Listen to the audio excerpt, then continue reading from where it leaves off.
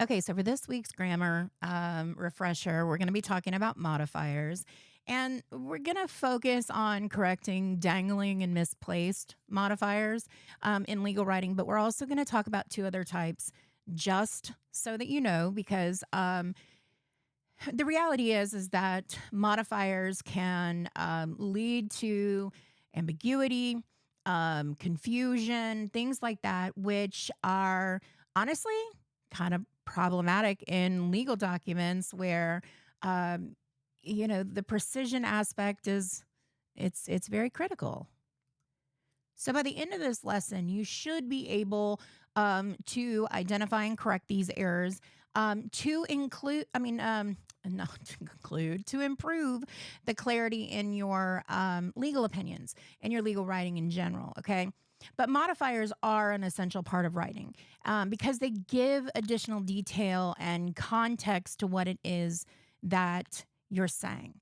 But when they are not correct or used correctly, they can alter the meaning of a sentence for, well, really, it'll be kind of in unintended ways. And I'm going to give you plenty of examples to kind of show you. But again, it can lead to confusion, misinterpretation, even legal misunderstanding. So let's dig in and talk about them. So, what is a modifier? It is a word, a phrase, or a clause, and it gives additional information about another word in a sentence. Okay. And when it is used correctly, again, these modifiers are going to enhance the clarity of your writing. But again, when they are in error, they can obscure the meaning, they can create unintended interpretations. Again, I'm going to show you a couple different types. Okay, so there are four types that we're going to talk about. The first is the dangling modifier. And again, I'm going to give you examples of these, so don't worry about it. But these occur when the modifier does not have a clear subject to modify. So it makes the sentence unclear. You have the misplaced modifiers. And these happen when the modifier is too far from the word that it's supposed to modify. And that ends up creating ambiguity. Now, these are the two main ones that we're going to talk about, or we're actually going to work on this week. But there are two other types that I do want to tell you because I think they're important. You also have squinting modifiers, and they can either modify the words before them or after them. And it essentially is going to make the meaning of the sentence uncertain. And then you have the ambiguous modifiers, and those introduce confusion because they're not specific enough in their actual placement. So let's start with looking at some examples of the dangling modifier. Now, remember that these occur when the modifier does not have a clear subject that it needs to modify. And again, it is going to make the sentence unclear. I promise you, when you see these, you'll be like, oh, okay, those are like normal sentences. But again, just wait until you see like a corrected version, and hopefully you'll have the aha moment that I'm going for. So this example is having been filed late, the judge dismissed the appeal. I mean, it's not, perfectly worded, but again, you still kind of get the gist of what it's going for. However, it's wrong. And let me show you why. The problem lies with the part having been filed late. It doesn't actually refer to a subject. Okay. So let's clean it up and show you a corrected version.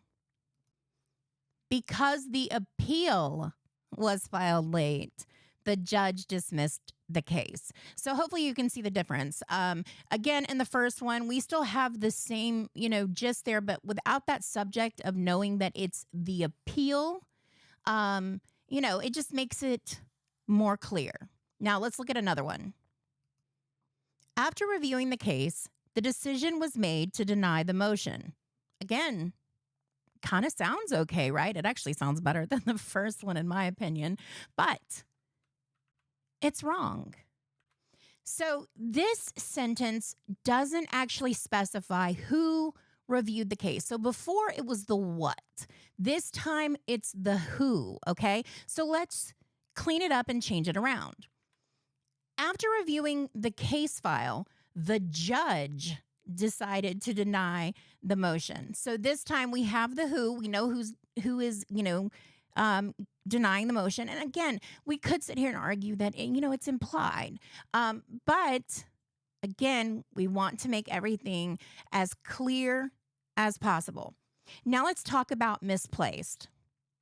Now remember that these happen when the modifier is placed too far in the sentence from the word that it is supposed to modify. And this is where we get some more kind of unclear ambiguity. But just let me show you some examples. So the attorney advised the client during the consultation that she should settle the case. Sounds okay, right? But again, it's wrong. It's unclear who she is. Is she the attorney or is she the client? Again, the attorney advised the client. So we have the two people up there, right? During the consultation that she should settle the case. So the client should settle it or the attorney should settle it. Now let's look at it cleaned up. So during the consultation, the attorney advised the client to settle the case. So this is a better version. But let's look at another one. So she handed the contract to the client that was revised. Again, I don't know. I think this one sounds a little worse than the first one. But again, it's wrong. The reason it's wrong has to do with the phrase that was revised. Okay. Does this actually modify the client as it appears to be? Because it's sitting there after it, right? But obviously we know that clients aren't revised. We don't revise human beings. But is it the contract? So there's two different subjects there that can be, attached to this. Again, even though we know that one is, probably the likely option over the other. But let's look at it cleaned up. She handed the revised contract to the client. So again, it's better, it's stronger, and there is no ambiguity. Now, let's talk about the squinting. So remember that these are the ones that can modify either the words before them or after them, and it makes the meaning actually uncertain. Our example is defendants who file appeals frequently lose. I mean, it sounds good, right? But it's wrong. So we have to look at what does the word frequently modify. Okay, so remember, we go before or we go after. Okay, so does frequently modify the file appeals or does it modify the lose part? Okay, so let's look at it cleaned up. Defendants who frequently file appeals lose, and this is correct. But you also have the other option because remember, we're looking at it can modify either one of them. So defendants who file appeals lose frequently. So again, you have either option there. It's just a matter of where you're placing that particular word. And hopefully this makes sense.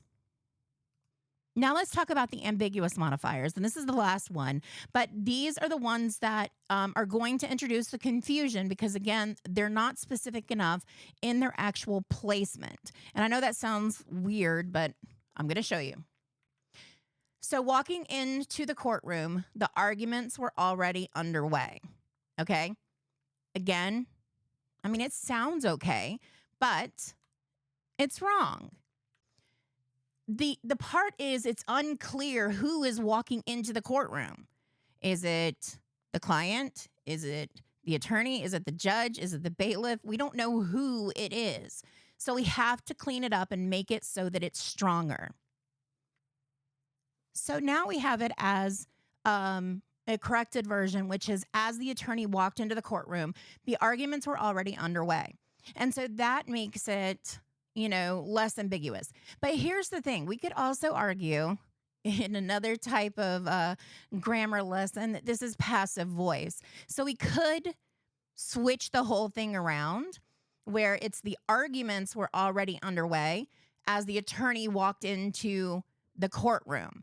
And maybe this is a way for you to be able to see where something is ambiguous, because if you flip the top one, it's the arguments were already underway walking into the courtroom. And again, it shows that we don't know who is actually walking into the courtroom.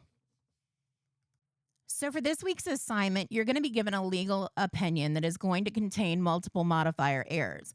And your task is going to be to identify the errors. So, you're going to need to carefully review the text and locate the dangling and misplaced modifiers. Now, I didn't give you the squinting and ambiguous, but I still wanted to point them out because I would be remiss if I didn't take the opportunity to just help you kind of clean it up and make it a little more strong.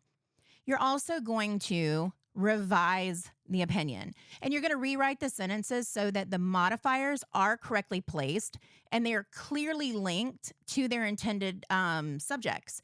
So when you do this, we're going to do the track changes again.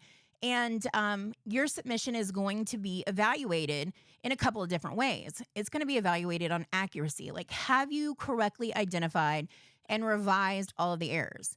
We're going to have clarity, like do your revisions actually improve the readability and precision?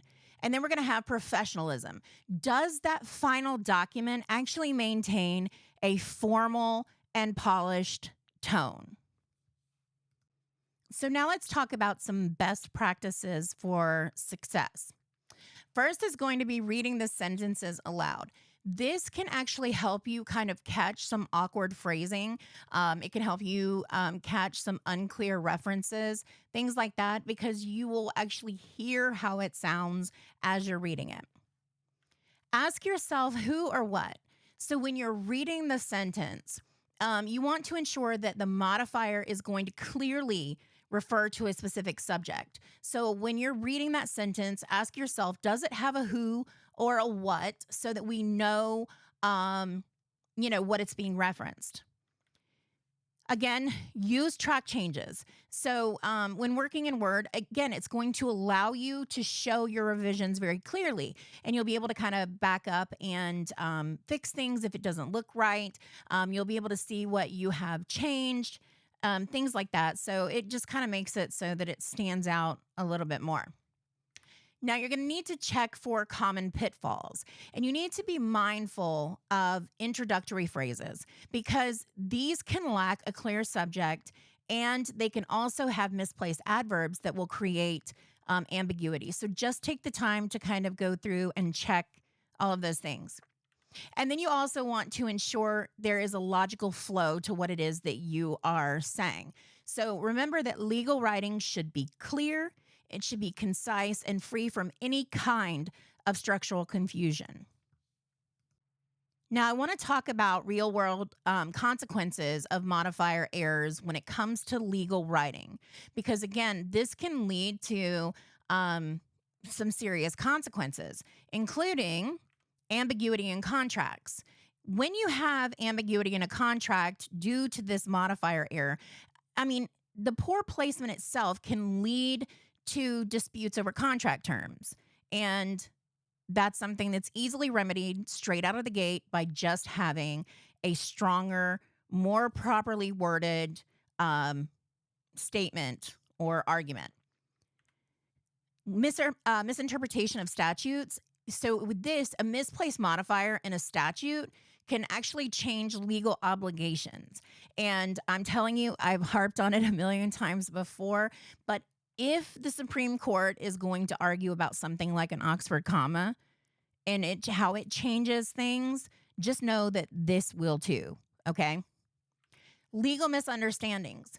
So when you have, this is where you have unclear legal opinions that can lead to incorrect applications of the law.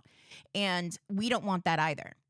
And it can reduce credibility. So lawyers and legal professionals have to be precise, and poor writing can damage professional reputations. And I can tell you this um, from my own personal experience. I know that we're in the era of we listen and we don't judge. But there were times when I was in law school and I was working as a CASA, the court appointed special advocate. There were times where we all had to turn in a report to the court and we would have to send it to each other. And I'm going to tell you, there were plenty of times that I saw the stuff that the lawyers were turning in that I was just like, mm-mm. We read and we judge. It just happens. Let me just quickly give you one last example so that we can talk about what it looks like for a legal consequence. So, only the defendant and their attorney can discuss the settlement during the hearing. Okay? Sounds fair, right? But it's wrong. So, the potential issue is with the word only. Okay? And the reason is we don't know if only is going to apply to the defendant and their attorney, or only applies to discuss the settlement. Okay. So we have to, again, it looks proper, but in terms of strengthening the writing, we're just going to clean it up.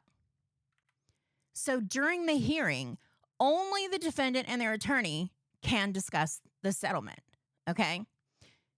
Perfectly fine.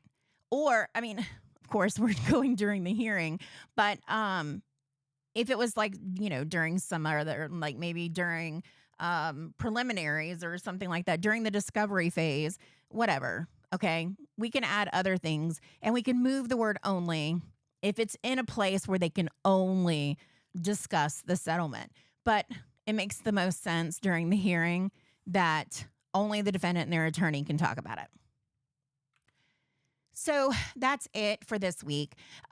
Remember that by mastering all of these like revision skills, you're going to enhance your ability to draft precise legal documents. And this is a crucial skill in any legal profession. Okay. So again, understanding how to place modifiers correctly is going to ensure that your writing is going to remain clear and accurate and professional.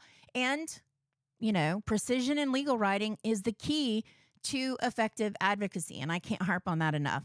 So that's it. If you have any questions once you see the assignment, just make sure you reach out and let me know. Bye.